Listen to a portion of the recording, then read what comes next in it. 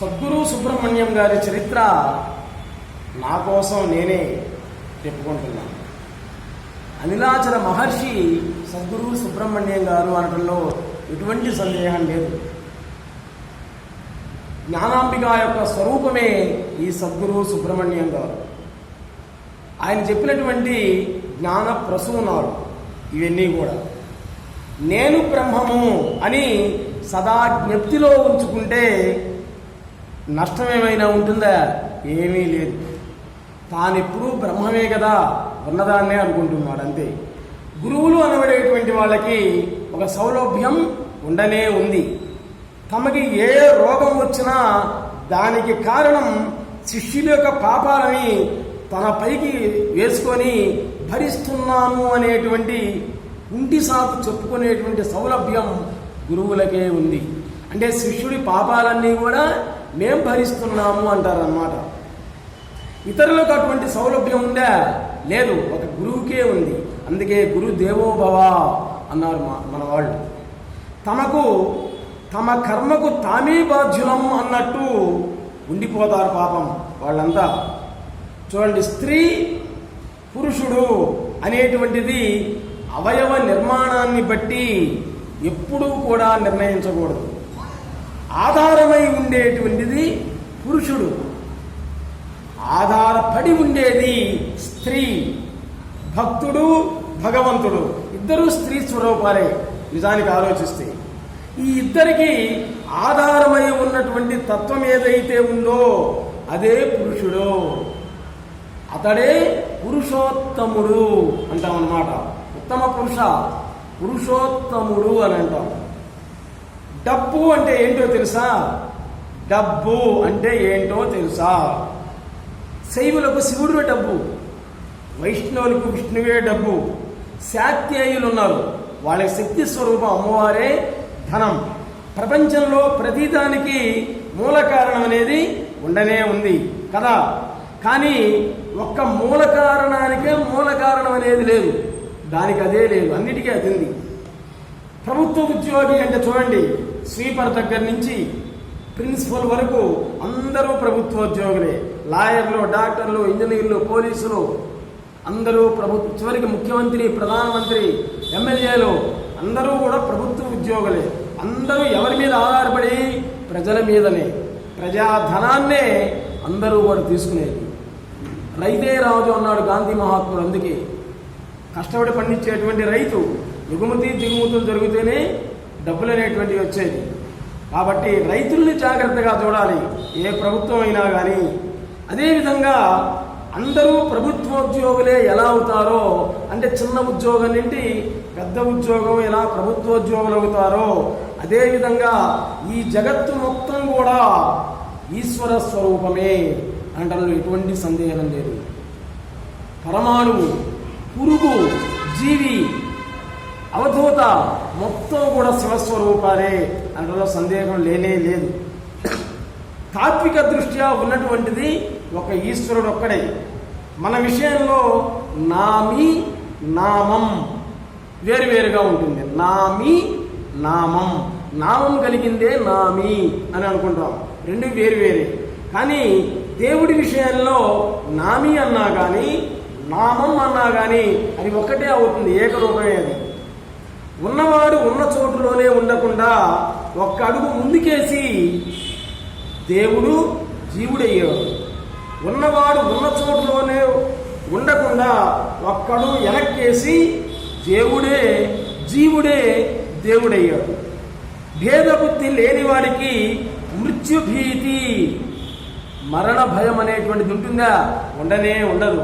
భేదబుద్ధి, నాది నీది, నా జోలి నీ జోలి, నా మాయ నీ మాయ, భేదబుద్ధి ఉన్న మనకు మరణం అంటే భయం. ఆ భేదం లేనటువంటి వాడికి, అంటే అభేద స్థాయి పోయినటువంటి వాడికి మరణ భయం, మృత్యు భయం అనేటువంటిది ఉండదు. మృత్యువే భయపడుతుంది వీడిని చూసి, అభేదం ఉన్నటువంటి వాడికి. అందరిలో ఒకటిగా శ్రీకృష్ణుడు లెక్కేసినంత కాలం తనకు మహాభారతం అర్థం కానట్లే అవుతుంది. నిజానికి తనకు మహాభారతం అర్థమైనందుకు గుర్తేంటంటే భారతంలో శ్రీకృష్ణుడు శ్రీకృష్ణుడు తప్ప ఇంకెవ్వరూ కనిపించరు అనే భావంతో ఉండడమే, అంతే. పరిధిలో ఉన్న కామం కామమే. పరిధి దాటితే ఆ కామం ఏమవుతుంది? నిష్కామంగా మారిపోతుంది. పరిధిలో ఉంటే కామం, పరిధి దాటితే నిష్కామం అవుతుందన్నమాట. పరిధిలో ఉన్నటువంటి క్రోధం పరిధి దాటితే శాంతం అవుతుంది. తినగ తినగవేము తీయనుండు అన్నారు కదా వేమన మహాయోగి రెడ్డి గారు. ఇది కూడా అంతే. కామం అది తారాస్థాయికి పోతే, క్రోధం తారాస్థాయి పోయిన తర్వాత ఏమవుతాయి? అవన్నీ కూడా శాంతంగానే మారి చివరికి అక్కడికి పోవాల్సింది, శాంత రసానికి పోవాల్సిందే. నవరసాలన్నీ కూడా. పరిధిలో ఉన్నటువంటి భక్తి భయం రెండూ భయమే. పరిధి దాటినట్లయితే భయము భక్తి రెండూ భక్తి అవుతుంది. ఎవరికేం బోధించినా అని కొట్టొద్దు. కొట్టడం అనేటువంటిది ఎవరి లక్షణం? రోగి లక్షణం. అనేది ఎవరు? రోగి. అన్నిటి ప్రధానికి కొట్టొద్దు అని చెప్పారు సద్గురు సుబ్రహ్మణ్యం గారు. కోటీశ్వరుడు అవడానికి ప్రయత్నం చేస్తాడు కానీ తానే కోటి అయిపోవడానికి ఎవడు ప్రయత్నం చేయట్లా. చూడండి, నేను కోటీశ్వరుని కావాలి, డబ్బులు సంపాదించాలి అనుకుంటున్నాడు, తానే కోటి కావాలి అనుకోవటంలే జీవుడు.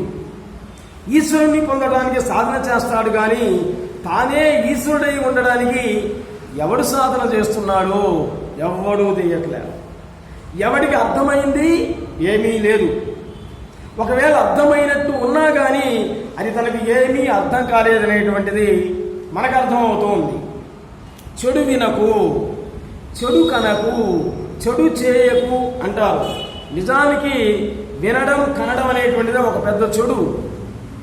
దాన్ని చేయొద్దు అంటే ఎట్లా అని అంటారు సద్గురు సుబ్రహ్మణ్యం గారు విచిత్రంగా. ఉన్నదిగా ఉన్నట్లున్నదిగా ఉండనిస్తే అసలు మానవుడికి సమస్యే ఉండదు. ఉన్నది లేనట్లుగా, లేనిది ఉన్నట్లుగా అక్కడే సమస్య అనేది వస్తుంది మనందరికి కూడా. ఉన్నట్లున్నది ఈ రెంటిని ఉన్నది జాబితాలోకే చేరుస్తాం, లేదా రెంటిని ఉన్నట్లున్నది అని ఆ జాబితాలోకైనా కానీ చేరవేస్తాం. సమస్య అనేది తిరుగుతుందా? తెగనే తాడు. చెట్టు ముందా విత్తు ముందా అన్నట్లే ఉంటుంది ఇదంతా కూడా. నా జీవితం నా కొరకు కానే కాదు, ఇతరుల కొరకే అంటుంటారు కొంతమంది. అది పచ్చి అబద్ధం, నమ్మొద్దు. తన జీవితం తన కొరకే, ఇతరులకు ఎందుకు అనుకుంది? తన కోసమే చేసుకుంటున్నాడు ఏదైనా కానీ. నేను శ్వాసిస్తున్నది నా కొరకు కాదు, ఇతరుల కొరకే అంటాడు ఎవడన్నా? అనుమానాన్ని చూద్దాం. విశ్వాస నిశ్వాసలు. ఒక ముక్తో గాలి పీల్చేది, రెండో ముక్తో వదలడం. శ్వాస తీసుకోవటం, శ్వాసను వదలటం ఇతరుల కోసం అని ఎవడైనా అంటాడా? అనడు. మరి ఇది అనడు, తన కోసమే అంటాడనమాట. పైగా అని ఎవరైనా అన్నట్లయితే నమ్మొద్దు అని చెప్పారు సద్గురు సుబ్రహ్మణ్యం గారు. శ్వాసను నిరాఘాటంగా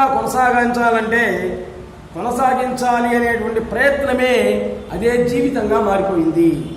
అయిన వాళ్ళంతా అనుకోని అయిన వాళ్లే కానీ అయిన వాళ్ళ తరువాత అనుకున్న వాళ్ళు కానే కాదు. అయిన తరువాత అనుకోవాల్సిన అవసరం కానీ అవకాశం కానీ ఉంటుందా? అసలు ఉండదు. ఆధ్యాత్మం గురించి 3 మాటల్లో చెప్పారు గురువు గారు సుబ్రహ్మణ్యం గారు. అందులో నెంబర్ 1 తనను తానే మర్చిపోవడం. అది జరిగే పనే, అందుకే చెప్పారు తనను తానే మర్చిపోవడం. నెంబర్ 2 తనను తానే వెతకడం. నెంబర్ 3 తనను తానే జ్ఞప్తికి తెచ్చుకోవడం. ఈ 3 మాటలే ఆధ్యాత్మిక సాధన అని చెప్పారు గురువుగారు.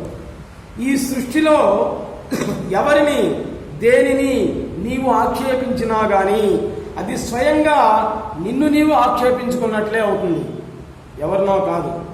కనబడిన ప్రతి స్వామిని అడుగుతాడు, దేవుణ్ణి చూపించు అని. తన లోపల ఉండేటువంటి స్వామిని మాత్రం అడగడు. తన లోపల ఉండేటువంటి స్వామిని అడిగితే టక్కును జవాబు చెబుతాడు. ఏమని? అహమేవా, నేనే అని చెప్తాడు. అంతా దైవేచ్ఛ.